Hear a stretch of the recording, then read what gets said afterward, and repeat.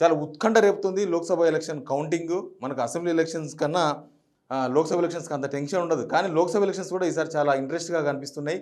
Double digit దాటే party ఏది? బీజేపీకి డబుల్ డిజిట్ రాబోతున్నాయా? కాంగ్రెస్కు డబుల్ డిజిట్ రాబోతున్నాయా? బీఆర్ఎస్ డబుల్ డిజిట్ దాటబోతుందా? అసలు ఏం జరుగుతుంది? ఎంఐఎం హైదరాబాద్ స్థానంలో నిలుస్తుందా, గెలుస్తుందా అనేది కొద్దిగా ఇంట్రెస్ట్గా మారింది. మొత్తం ఆల్రెడీ పోస్టల్ బ్యాలెట్ అయితే 7 o'clockకే స్టార్ట్ అయింది. పోస్టల్ బ్యాలెట్ లెక్కించడం కొద్దిగా లేట్ అవుతుంది. అదంతా కూడా బండిల్స్ ఫస్ట్ వేరు చేయాలి పార్టీల వారీగా, తర్వాత మళ్ళీ బండిల్స్ వేయాలి. ఇదంతా లెక్కించడానికి దాదాపు 11 గంటల టైంలో మనకు పోస్టల్ బ్యాలెట్కి సంబంధించిన రిజల్ట్ బయటకు వచ్చే అవకాశం ఉంది. సైమల్టేనియస్గా ఈవీఎంల కౌంటింగ్ కూడా స్టార్ట్ అయింది. 8:30 కౌంటింగ్ స్టార్ట్ అయింది. ఎక్కడెక్కడ ఏ పార్టీ ముందంజలో ఉందనే విషయం పైన క్లారిటీ వచ్చింది. ఫస్ట్ రౌండ్కి సంబంధించిన రిజల్ట్ తెర మీదకి వచ్చింది. బీజేపీ 7 కాన్స్టిట్యున్సీలలో టాప్లో కనిపిస్తుంది. రాష్ట్ర ప్రభుత్వ ఉద్యోగులు, కేంద్ర ప్రభుత్వ ఉద్యోగులు ఓట్లు వేసిండ్రు. చాలామంది పోస్టల్ బ్యాలెట్ అంటే ఈ పోస్టల్ బ్యాలెట్ ఏమో మొత్తం విధుల్లో ఉన్న వాళ్ళు వేస్తారు, ఈవీఎం ఏమో జనం వేస్తారు. ఇప్పుడు ఈవీఎం కౌంటింగ్ స్టార్ట్ అయింది. ఈవీఎంలో 7 కాన్స్టిట్యున్సీల్లో బీజేపీ టాప్లో కనిపిస్తుంది. ఒకటి కరీంనగర్ నుంచి బండి సంజయ్ బీజేపీ నుంచి పోటీ చేస్తూ ఉన్నారు. తర్వాత మల్కాజ్గిరి ఈటెల రాజేందర్ చాలా ముందంజలో ఉన్నారు. ఫస్ట్ రౌండ్ ముగిసేసరికి సెకండ్ కాంగ్రెస్ ఉంది, థర్డ్ బీఆర్ఎస్ కనిపిస్తుంది. కానీ చాలా ముందంజలో ఉన్నట్టుగా మనకు అందుతున్న సమాచారం. సికింద్రాబాద్లో కూడా బీజేపీ ముందంజలో ఉంది ఫస్ట్ రౌండ్కు. ఎందుకు ముందంజలో ఉందంటే సికింద్రాబాద్లో ఎక్కువగా నార్త్ ఇండియన్స్ ఎక్కువగా ఉంటారు. సేమ్ టైం కేంద్ర ప్రభుత్వ ఉద్యోగులు చాలామంది సికింద్రాబాద్ కాన్స్టిట్యున్సీలో ఉంటారు. ప్లస్ ఈసారి కిషన్ రెడ్డిని చూడడం కన్నా ఎక్కువ మోదీని చూసిండ్రు. సికింద్రాబాద్ కాన్స్టిట్యున్సీకి వచ్చేసరికి కొంత కిషన్ రెడ్డి మీద వ్యతిరేకత ఉన్నా మోదీని చూసి ఓటేస్తాం, కిషన్ రెడ్డి కాదు మాకు ఇంపార్టెంట్ అని చాలామంది మాట్లాడారు. కాబట్టి సికింద్రాబాద్లో కూడా ముందంజలో కనిపిస్తుంది. అనూహ్యంగా ఆదిలాబాద్లో బీజేపీ ముందంజలో కనిపిస్తుంది ఫస్ట్ రౌండ్. నిజానికి ఆదిలాబాద్లో కాంగ్రెస్ ముందంజలో ఉండాలి, కాంగ్రెస్ ముందంజలో ఉండాలి. కానీ అనూహ్యంగా నగేష్ బీజేపీ నుంచి అక్కడి నుంచి పోటీ చేసిండ్రు, ఆయన ముందంజలో కనిపిస్తున్నారు. నిజామాబాద్ మనకు తెలుసు, ధర్మపురి అరవింద్ అక్కడి నుంచి పోటీ చేసిండ్రు. తర్వాత గోవర్ధన్ బీఆర్ఎస్ నుంచి పోటీ చేసిండ్రు. జీవన్ రెడ్డి ఎమ్మెల్సీ ఆయన చాలాసార్లు పోటీ చేసిండ్రు, ఈసారి కూడా ఎంపీగా పోటీ చేసిండ్రు. బట్ ధర్మపురి అరవింద్కు అక్కడ పసుపు బోర్డు ప్రకటన ఒకటి ఆయనకు పాజిటివ్గా మారింది. పసుపు బోర్డు రైతులే అంతకుముందు కవితను ఓడించిండ్రు 2019 ఎలక్షన్స్లో.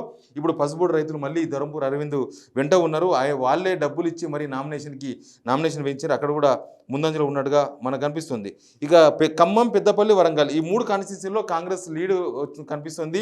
ఖమ్మంలో అయితే మనకు తెలుసు, ఖమ్మంలో మనకు కాంగ్రెస్ వన్ సైడ్ ఎలక్షన్ జరిగే అవకాశం ఉందని మనకు చాలాసార్లు తెలుసు. ఖమ్మం డిస్టిక్ అంతా కూడా కాంగ్రెస్ స్వీప్ చేసింది. వేరే పార్టీలు పెద్దగా అక్కడ మనగడ సాధించలేదు. బీఆర్ఎస్ అభ్యర్థి Nama Nageswara Rao already counting center నుంచి వెళ్ళిపోయినరు.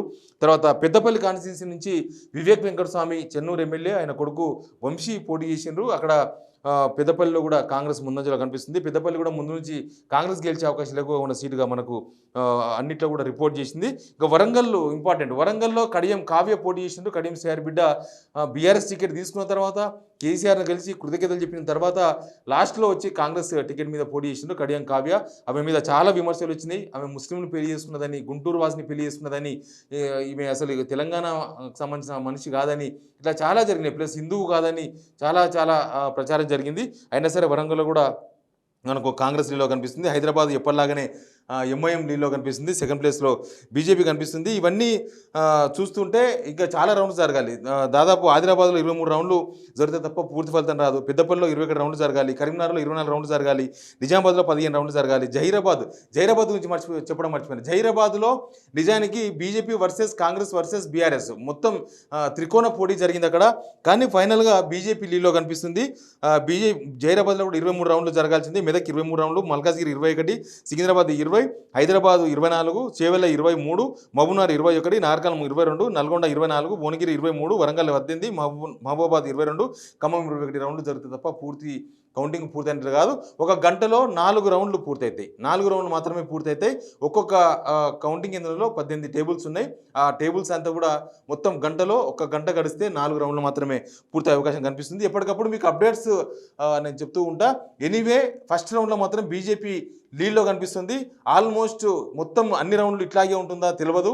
మనం ఇంకా చాలా రౌండ్స్, దాదాపు 24 రౌండ్స్ హైయెస్ట్ రౌండ్స్ జరగాల్సింది. ఇప్పుడు ఒకటే రౌండ్ ఇంకా పూర్తి కాలేదు, జస్ట్ లాస్ట్లోకి వచ్చింది ఒకటో రౌండ్. అది పూర్తయితే ఇక మనకు కొద్దిగా ట్రెండ్స్ అర్థమయ్యే అవకాశం ఉంది. ఇవైతే ట్రెండ్స్ కాదు, ట్రెండ్స్ ఇంకా ముందు తెలిసే అవకాశం.